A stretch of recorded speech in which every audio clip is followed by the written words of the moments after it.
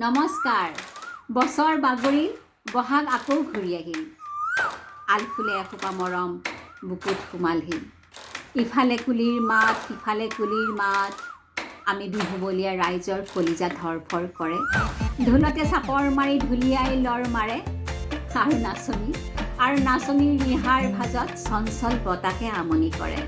হয় ৰাইজ, যোৱা 2টা বছৰ বিৰতিৰ পিছত একামোৰা হাঁহিৰে কলিজাত হাজাৰ হেঁপাহ লৈ ৰাইজে টঙালি বান্ধিছে আমাৰ বাপতি সাহোন ৰঙালী বিহুটি উদযাপন কৰিবলৈ। আমিও প্ৰস্তুতি চলাইছোঁ।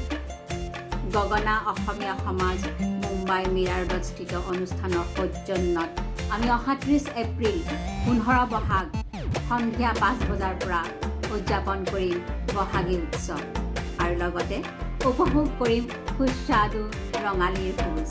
আহক ৰাইজ, আপোনালোকক আদৰেৰে চেনেহেৰে শ্ৰদ্ধাৰে নিমন্ত্ৰণ জনালোঁ। আমি একেলগে লগ হৈ এই সন্ধিয়াটি বহাগৰ এনাজৰীৰে বান্ধ খাওঁ আৰু উপভোগ কৰোঁ আমাৰ বাপতি সাহন বিহুটি। শেষত সকলোৰে ৰঙালী বিহুৰ চেনেহ শ্ৰদ্ধা মৰম আৰু শুভেচ্ছা জনালোঁ। ধন্যবাদ।